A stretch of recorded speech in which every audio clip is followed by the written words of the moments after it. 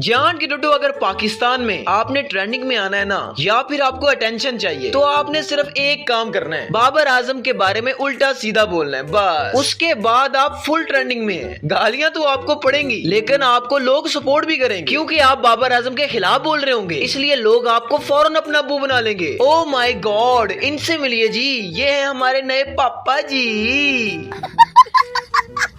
खैर जान के टोटो, ये है Arooj Mumtaz, Pakistani commentator. No doubt commentator ये अच्छी हैं और मैं इनकी बहुत रिस्पेक्ट करता हूँ, लेकिन पाकिस्तान वर्सेस इंग्लैंड सीरीज के दौरान इन्होंने बाबर आजम के बारे में एक स्टेटमेंट दी थी, जिसे सुनकर मैं तो हैरान हो गया था यार। अरूज मुमताज कहती है कि जब बाबर आजम कैप्टन था ना पाकिस्तान का, यानी कि 2021-2022 में, तब बाबर आजम जानबूझकर फ्लैट पिचेस बनवाता था टेस्ट क्रिकेट के लिए। इवन के बाबर आजम ने फर्स्ट क्लास यानी कि डोमेस्टिक में भी पिचेस के ऊपर से बिल्कुल ग्रास खत्म करवा दिया था, टोटली फ्लैट पिचेस। अल्लाह जान के तो मुझे तो लगता है ये अरूज बाजी का ना कोई दिमाग का पुर्जा हिल गया है। अबे इतनी ब्रेनलेस स्टेटमेंट नहीं यार, बंदे को कम से कम बात करने से पहले थोड़ी रिसर्च तो कर लेनी चाहिए ना। लेकिन ना जी, ऐसा थोड़ी ना होता है। पाकिस्तान में तो जिसके दिल में जो आता है वो मुंह उठाकर बोल देता है। अब जब से अरूज मुमताज ने ये स्टेटमेंट दिया ना, तब से कुछ लोग तो बड़े खुश हैं, क्योंकि उन्हें बाबर आजम को ट्रोल करने का मौका मिल गया है। कुछ लोग तो लाइव स्ट्रीम पर बैठकर भी बाबर आजम को क्रिटिसाइज कर रहे थे। ओए अकल दे खोते हो, रिसर्च तो कर लिया करो ना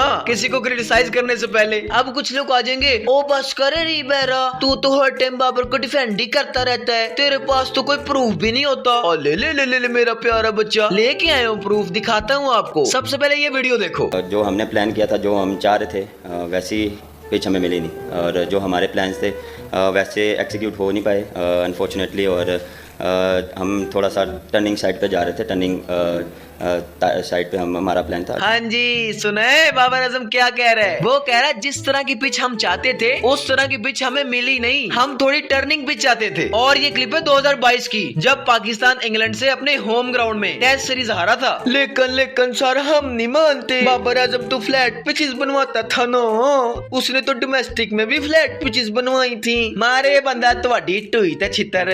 अब कुछ लोग बोलेंगे, ओ नहीं जी, बाबर ने अगर मैनेजमेंट को बोला होता ना टर्निंग पिच के बारे में, तो वो बनी जानी थी। ऐसा थोड़ी ना होता है कि कोई कैप्टन बोले कि मुझे टर्निंग पिच चाहिए और मैनेजमेंट उसे टर्निंग पिच प्रोवाइड ना करे। अच्छा चलो ठीक है, मुझे ये बताओ, जब बाबर आजम कैप्टन था तब चेयरमैन कौन था? रमीज राजा था ना चेयरमैन। ये लो फिर रमीज राजा की बात भी सुन लो। बाबर आजम ने भी कोशिश की थी ऑस्ट्रेलिया और इंग्लैंड के अगेंस्ट कि किसी न किसी तरह से स्लो स्पिनिंग ट्रैक्स बनाए, मगर इस तरह की पिच जो है वो क्या होता है, कई दफा जो है ना, यहाँ पे भी मुझे रिपोर्ट मिली कि जो कि क्यूरेटर था उसने कहा कि हमें कहीं फाइन ना हो जाए इस तरह की पिच अगर हम बनाएंगे तो, क्योंकि आईसीसी की भी एक नजर होती है। हाँ जी, सुना रमीज राजा ने क्या बोला है कि बाबर आजम भी स्पिन पिचेस बनवाना चाहता था, लेकिन पिच बनाने वाले ने फाइन के डर से ऐसी पिच बनाई ही नहीं, क्योंकि इन चीजों पर आईसीसी की नजर भी होती है। ओ नहीं जी हम नहीं मानते, बाबर आजम ने तो रमीज राजा को पैसे दिए है ना कि आप मेरे बारे में ऐसा बोलना, और निकलो ਤੁਹਾਡੀ ਭੈਣ ਦੀ डुस डुस डुस डुस डुस। नहीं क्या मतलब, अभी भी यकीन नहीं आ रहा कि बाबर आजम फ्लैट पिचेस नहीं बनवाता था? असल में जान के डोटो इनका कोई कसूर नहीं है, आपको पता तो है यार कि कुत्ते की तुम कभी सीधी नहीं होती। खैर कोई ना, एक और क्लिप दिखा देते हैं। लो देखो जी ये वाली क्लिप। अब ये बात आपने सही की है कि थोड़ी सी रिसर्च कम लग रही है जब आप स्टेटमेंट इस तरह की देते हैं, तो आप part of the system that time. Yes, इस दौर की बात हो रही है ना, और बाबर ने प्रेस कॉन्फ्रेंस में भी बोला था कि हमने ये पिचें नहीं की थी। अब एक दो मीटिंग्स के अंदर मैं भी शामिल था, मतलब जब बात हो रही थी तो वहाँ पे बाबर ने, कोच ने, वहाँ पे उन्होंने डिमांड की थी कि हमें थोड़ी सी स्लोअर साइड पे टर्निंग पिचेस चाहिए।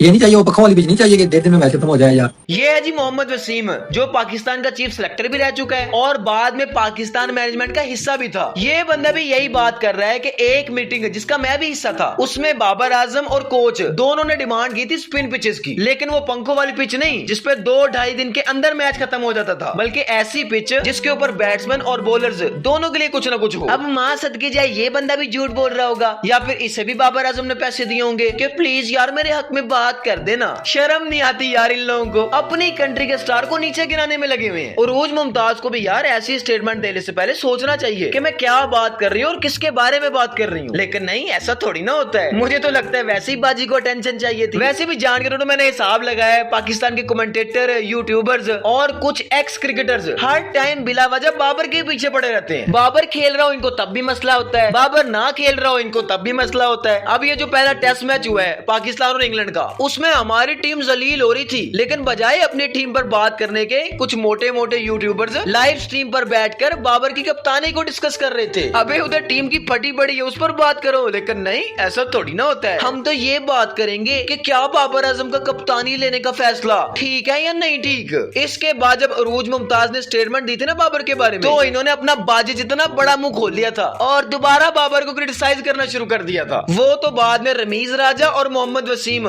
इन दोनों की क्लिप सामने आ गई, जिसमें उन्होंने बता दिया कि बाबर आजम फ्लैट पिचेस नहीं बनवाता था, वो तो टर्निंग पिचेस के बारे में कहता था। नहीं तो अब तक एक यूट्यूबर की ना 40 मिनट की वीडियो आ जानी थी, जिसके थंबनेल पे पता है क्या लिखा होना था, सेल्फिश कैप्टन। फिर मैं कुछ कहता हूँ तो मेरी बातें जो है ना इन लोगों को बुरी लगती है। की हाल चाल है, मेरिया गल्लां लोकां दी बोंड च पटाखे मारदियां ने, मेरिया गल्लां लोकां दी बोंड च पटाखे मारदियां ने। सही बात है, जान के तो केला खा जाते हैं और फिर वीडियो में स्ट्राइक मार देते हैं। इसके अलावा अगर मैं अपने कुछ एक्स क्रिकेटर्स की बात करूँ ना, तो उनकी तो क्या ही बात है भाई। ऐसे टीवी पर बैठकर ज्ञान पेल रहे होते हैं जैसे पता नहीं खुद इन्होंने शाही किला फतह कर लिया है। हम सब जानते हैं कि बाबर आजम पहला टेस्ट मैच इंजरी की वजह से नहीं खेला, और अगर फिंगर इंजरी के साथ वो टेस्ट मैच खेल लेता तो हो सकता था अगले 2 टेस्ट मैच से वो बाहर हो जाता। लेकिन उस पर हमारे legendary wicket keeper Kamran Akmal साहब ने एक नई चुस मार दी है। ये लो यार, आप लोग भी देखो जरा। 1-8 लाइव कह रहे हैं, जितना अनफिट बाबर आजम है उतना अनफिट में विराट कोहली 3 टेस्ट मैच खेल लेता।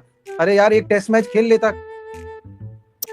यार देखो, मैं तो जब टेस्ट मैच शुरू होना था तो मैंने उस वक्त कहा था छोटे मोटे इंजरी ना आपको कैरी करनी पड़ती है। हमने भी किया, हमारे साथ वालों ने भी किया। हाँ जी, बाबर आजम साहब सीखो कुछ कामरान अकमल से। ये बंदा इंजर्ड होने के बावजूद भी विकेटों के पीछे खड़ा होकर ना बड़े आराम से कैच छोड़ देता था, और जब ये फिट होता था तब तो ये एक ओवर में 2-2 कैच भी छोड़ देता था।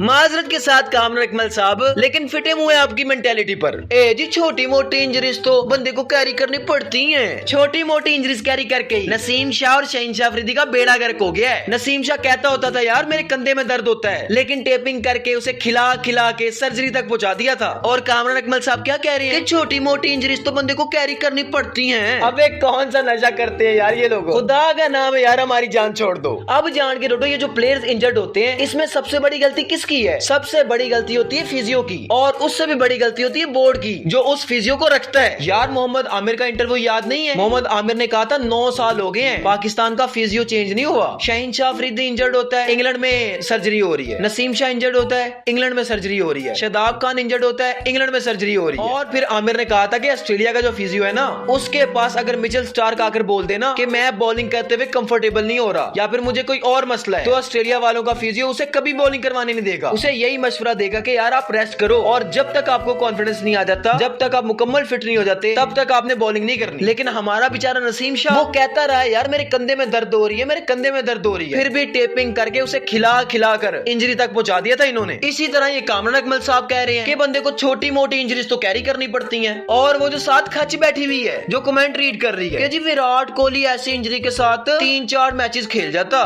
लोकल अबे वो विराट कोहली है, कोई आयरन मैन नहीं। 2016 के आईपीएल में जब विराट कोहली स्टिचेस लगवाकर खेला था ना, उस आईपीएल खत्म होने के बाद 3 ओडीआई मैचेस की सीरीज थी अफगानिस्तान के साथ, वो विराट कोहली ने नहीं खेली थी इंजरी की वजह से। पता कुछ होता नहीं है, बस मुंह उठाकर आ जाते हैं यूट्यूब पर लाइव। बाबर आजम खेल रहा होता है तब भी इनको मसला होता है, बाबर आजम ना खेल रहा हो तब भी इनको मसला होता है। एक प्लेयर है हमारे पास जिसकी अवे की 43 की एवरेज है, बाबर आजम की बात कर रहा हूँ। उसके अलावा ये आपके शान मसूद, सलमान अली आगा, साउथ शकील, मोहम्मद रिजवान, इनमें से किसी की अवे की एवरेज 40 तक भी नहीं है। लोग कहते हैं ना कि बाबर आजम तो सिर्फ फ्लैट पिचेस पर रन करता है। जब भी कोई टीम 200 से कम रन पर आउट होती है ना, यानी कि मुश्किल कंडीशन में कोई मैच होता है, मुश्किल पिच होती है, उसमें बाबर आजम की एवरेज दूसरे नंबर पर है। पहले नंबर पर ऋषभ पंत है जिसकी एवरेज 29.2 की है, और दूसरे नंबर पर बाबर आजम है जिसकी एवरेज 26.5 की है। लेकिन सर बाबर आजम तो फ्लैट बुली है, वो तो फ्लैट पिचेस बनवाता था और फ्लैट पिचेस पर ही रन करता था। शर्म नहीं आती यार। खैर जान के तो छोड़ो यार, आप लोग अपना ख्याल रखना। इंशाल्लाह आपसे मुलाकात होगी अगली वीडियो में।